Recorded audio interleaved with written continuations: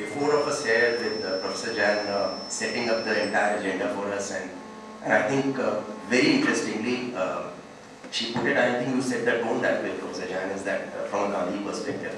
And I think people who have studied Gandhi and the peace and the Gandhism, so to say, and if you contextualize, as you said it in present context, particularly more from a gender portrayal in the media, I think everything comes together. Because what we have read it and what we have seen it is Gandhi always propagated that balance between the genders. He talked about the equality, he talked about the equity and all that. So I think you set the tone very well. And I was very happy that Professor Ashutosh, you brought in the point of community radio, brought in the point of All India Radio. Because there's something which I was thinking from a gender portrayal perspective. I think All India Radio, Doordarshan and all those particular public institutions, so to say, who have really built up the media in the country to a large extent, has a huge role to play. They've already done it. And Shama, you nailed it by bringing in the advertising perspective. Why I'm trying to go back to these three things is because I was wondering what is that we need to be discussing purely from my perspective. And I thought that we talk of gender portrayal in the media.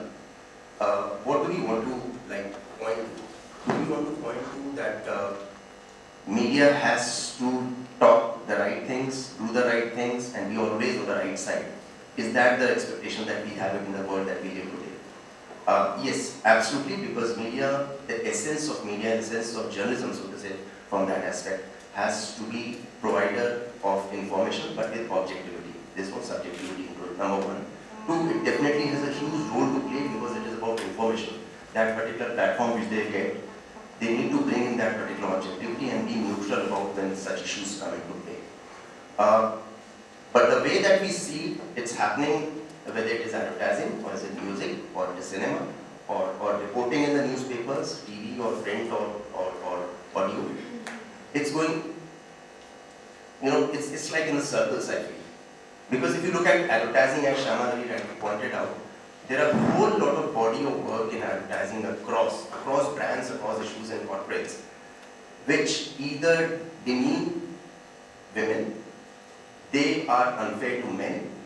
At the same time, as she very rightly pointed out, you always show men in office and you always show women at home. But things are changing. Because I think when it reached the saturation point, some brands, some corporates, some companies started realizing that you can't always keep men in the office also. So if I show a man, if I show a dad working at home taking care of the kids, I think I would create a USP for myself. I would create a kind of a stir in the minds of consumers, in the minds of audiences. And that's where the things started happening. So one of my thoughts which always comes, and I've not kind of distilled that thought into my own head, is the fact is that as media portrays gender in an unbalanced way or discriminates, I think it improves itself. Because there's a point of time when we talk too much of a negative in the media, you all know it, that if you keep on reading something very, very negative and in a very, very biased way for women in a particular publication or in a particular news, you start feeling very sick about it. You start seeing some other channels as well. So there's a sense of implosion which happens even in the media. So there's a, as we say, natural justice which happens, which actually takes place. So I think it is for the media organizations, media titles, to actually know that people are now becoming sick of biased reporting, biased portrayal of women or men, whichever way you look at it. So I had about, I was thinking and I said that there are probably 10 points which, and I'll quickly sum it up, ma'am. There are actually 10 points which actually constitute what you call gender portrayal of